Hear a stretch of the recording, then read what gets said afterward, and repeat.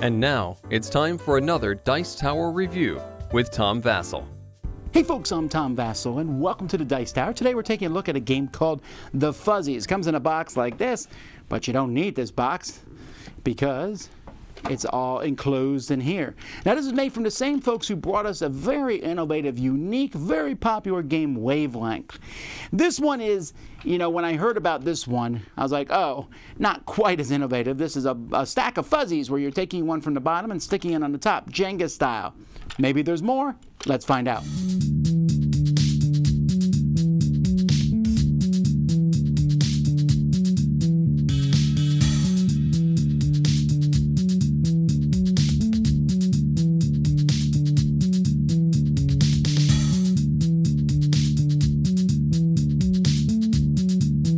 So in this game you have a bunch of fuzzies. So these little balls, and you're going to put them in this cup here, and you're going to kind of squish them down. You got a base here. Inside this base you'll have a bunch of cards that you'll pull out, and you're going to put this in and squish them down. Whoops, I forgot this yellow one.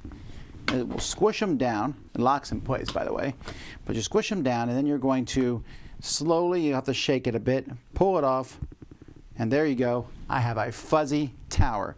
You'll shuffle the deck of cards, which is going to show various colors, and pull them off. On your turn, you're going to look at the top card here, and you need to take a fuzzy of that color from the stack and put it somewhere higher. You can use your fingers, or you can use the tweezers. In this case, I'm going to just use my fingers. Pull it off.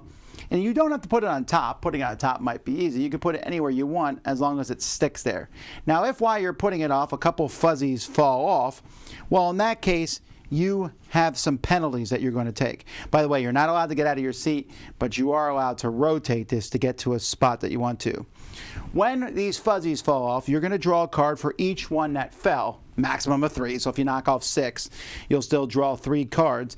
And then you'll look at the other side, and this is things you have to do next turn. You have to do it with a hand over your eye or with elephant arms. So you have to do all these challenges while doing it off at one time, and then you discard them. So you only have to do it one time. And then you discard the top card regardless, and the next person has to do the next one. And you keep going until someone eventually knocks over the whole tower.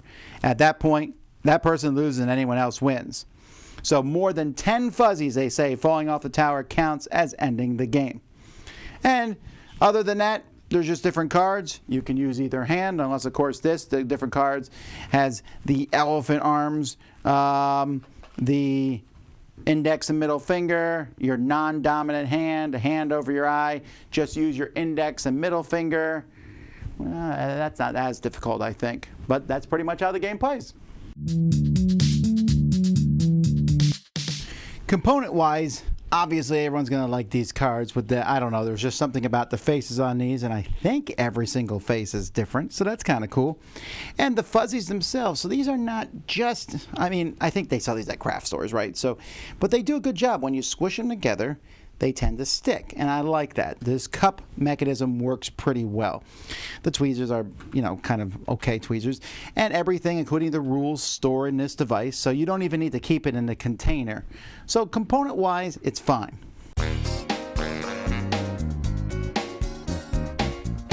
Okay, well, so first of all, this is, I think, a nice piece of engineering. This snap-on lid that holds the tweezers and the cards and everything in here, holds the fuzzies in, easy to stick on the shelf. You don't need this box. Great. It's entertaining to play because it's very similar to Jenga. You pull stuff, you put it on the top, you do silly things. My concern, and the reason I'm not giving this Dice Tower approved, is because it feels like, when it comes, every party game that's ever been made, when people play it, they're like, I could have thought of this. Several people maybe played Apples to Apples and said, what? I could have thought of this. I throw a card out that the judge thinks. People always say that about party games, but yet you didn't do it. This, though, does feel like somebody was at the craft store, had a pile of these fuzzy things, and was like, we can make a tower building game out of this. But the thing is, it's not tremendously different than the rules for Jenga or any other game. Add a silly card. In fact, adding the silly card thing just feels so tired at this point in time for this kind of game. So I give this points for its unique packaging and how it plays, and it's fine. I enjoyed playing it briefly. It was an entertaining time. If you bring it out somewhere on a table, I'll have a good time with it. I'm not saying it's bad at all. It's just that why would I pick this over many other different party games? There are a lot of dexterity games out there, and the uniqueness of this one is the packaging and the fact that you're moving fuzzies instead of wooden blocks or cards or one of the other many ones out there. It's just that the card games like Rhino Hero and the block games, Jenga, are extremely satisfying to see the whole thing fall over, make that big loud crash. This crashes with a whisper. And that's not as exciting. So, it's fine. It's interesting. But, is it forgettable? A little. That's the Fuzzies. I'm Tom Vasel. I'll see you next time. Dice Tower Judgment, I'm using.